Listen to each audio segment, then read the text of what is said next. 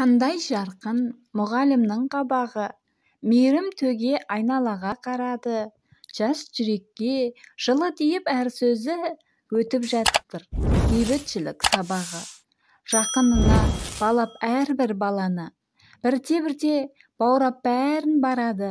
Сыныпқа да орнап ұлы тыныштық, өтіп жатыр бейбітшілік сабағы. Бар баланың ұстазында жанары, бөлмейін деп демді іштен алады.